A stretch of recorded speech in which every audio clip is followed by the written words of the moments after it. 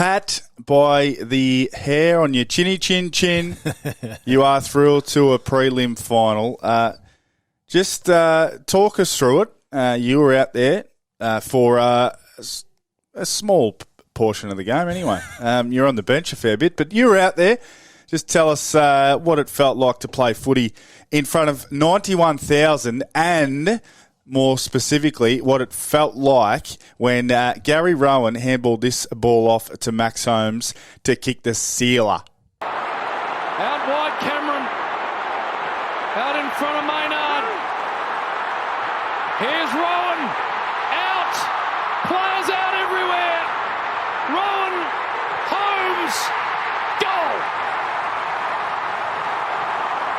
Goal. Incredible passage of play, that, wasn't it? I feel like footy's back now. We've had, and it's been interrupted through COVID, and then we obviously had finals in Queensland and in Western Australia, but it's different to the MCG when there's 90,000 screaming fans there. You couldn't hear yourself think, let alone a teammate, give you instruction out there. It was just extraordinary to be a part of, and it just feels like footy's back. And what an incredible weekend of footy it was, JJ. The best ever. I mean, I was given a little bit of feedback from our man Julian De Stoop from SEN, formerly of Fox Footy fame, the man who never recognises a celebrity when they walk his way.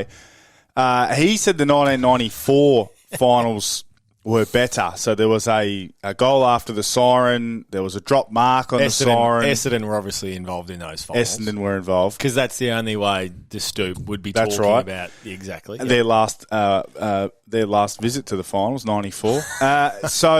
But whether it is or it isn't, who knows. But all I know is we had a phenomenal comeback with Fremantle coming. I turned the game off, coming back from the dead.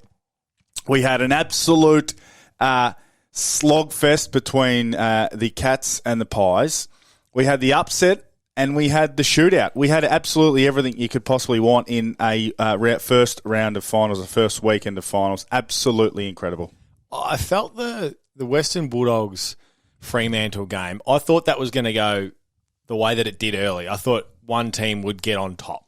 And I just had this feeling that this is how the game was going to unfold. And then all of a sudden the second quarter starts and things stop to a grind, and then Freo get one, and then slowly but surely and Luke Beveridge mentioned it in his post-match press conference, death by 1,000 cuts. And that's the way it was. Yeah, it was. It certainly was. It was. I mean, it's a bitter pill for them to swallow. And Optus Stadium, not a happy hunting ground. They got blown off the park in the grand final last year, and then to be 40 points up and to lose that would have been a long flight home for the Dogs boys, and probably equally as long in terms of review and exit meetings and all those type of things. They feel like they should be still participating in the finals, but not to be. So the Dogs, they go home, Richmond go home, Geelong and the Swannies go through to a prelim final. So it's Sydney host a prelim final, Geelong host a prelim final at the MCG, and we've got a couple of ripping games of footy, some knockout semi-finals this weekend. So back to the Cats. Cattery. How do you reflect? We're sitting here on a Monday afternoon, so you've had plenty of time to digest the game, and I imagine you've had a bit of a look at some game film, had a bit of a look back at your own game and the team's game, and spoken to some key people. How do you reflect on the performance? The win's obviously amazing, but how do you reflect on the game? Well, like you said, the win's the most important part. I still feel like there's parts of our game that we need to improve on, but I think notwithstanding that is the incredible pressure that both teams were under. That contributes to, at different stages going away from how you'd ideally like to play. But this is a furnace of fire, and Collingwood's pressure, as well as ours, right throughout the game. Like it was on for young and old right throughout it. It never really felt like one team, got too far ahead, even though Collingwood, I think they kicked, was it the first or the second within that last quarter and got out to a 12-point lead. Yep. We know in modern day footy that can be rectified really quickly. So it always felt like we were in the game, even though we weren't executing, right throughout. But it makes you feel alive when you're running back out, you're looking up to the members, and there's 30-odd thousand in that part of the seating area. And even when we got to the ground 3 hours early, it's going to be a packed house when at the very back it's starting to line up, and the fact that in the bleachers it's packed. So there was a great spirit around it, and hopefully this is just reintroducing Australian sport to max crowds again. And this is a really, I feel like this is a launching point for not only now but above and beyond 2022. Now the reason I know this is because when the ball was bounced to start every quarter, you were sitting beside me on the interchange bench. What's the go there? You and Joel Selwood started on the bench a lot. Now, talk us through the because the bench has been seen as the four least potent players, or the last four picked, start on the bench. That's old school terms. Easy. Explain, because a lot of people still see it as that. I used to get the odd message. Oh, you're only named on the bench. Just relax. We spin 100 rotations in the era of 100 rotations. So just explain to us in layman's terms, why are you starting on the bench every quarter? I wasn't super pleased with it, Josh. Oh, okay. So conversations to be had. No, as you said, because of how we want to play with as much speed on the game as possible. It's about take your turn, and then when you get on, spin them. The challenge in the weekend was the ball got caught on the other side of the ground. So there's a couple of quarters where you're sitting for the first 10 minutes of a quarter, chomping at the bit to try and get on. But you can't just dislodge yourself from the play at the time because it's too hot for that.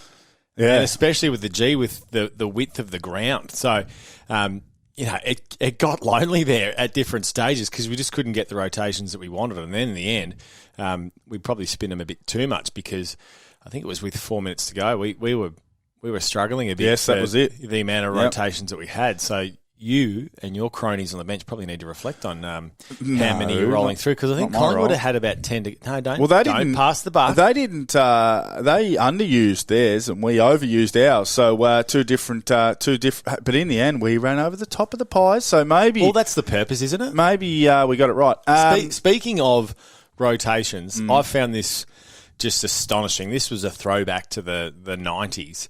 Lachie Neale playing, I think it was 129 possible minutes of 136. Played the whole second half.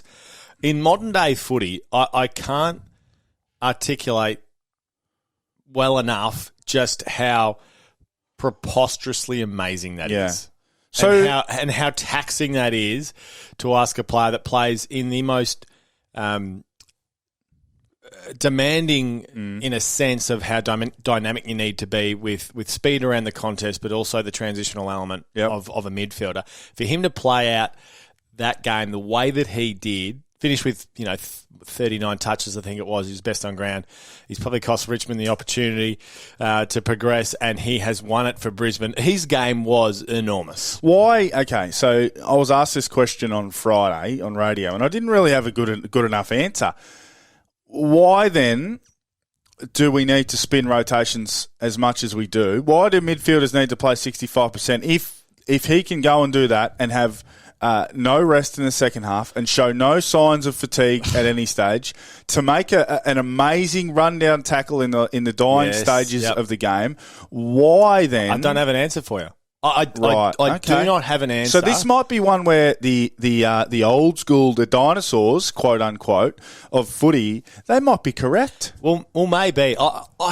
And I could be totally wrong here. So this is a total stab in the dark. But there's just I can't see how this would be Brisbane's plan, whether it's their PPT or their coaching staff, to say, Lock, you just go play the second half. I reckon that is Lachie saying, he's taking it, I am doing this. Yeah, agreed. This is what the moment demands, and I'm just doing it. And if I need to, I'm coming off. But if I don't, well, I'm playing.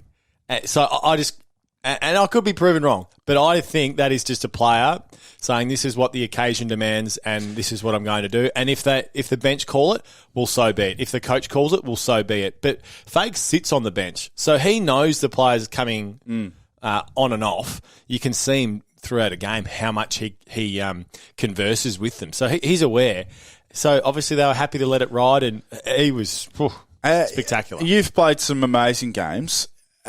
When I've got a view that when you're in the zone, you don't feel the fatigue as much. When you're just in the zone, when the ball finds you and you're clean, you're one touch, you're kicking it beautifully, you just don't feel the fatigue as much. You can cover the ground and it just feels a bit easier. He was clearly in that space on the weekend. Now, that doesn't make a lot of sense either. People say, well, what do you mean in the zone? But when you're just absolutely feeling yourself physically and emotionally, you're feeling yourself, and that's clearly the state that he was in. So he was, as you said, the difference between Brisbane and Richmond the other night. Gives great more credence to those who say you should tag a little bit more often. But was he?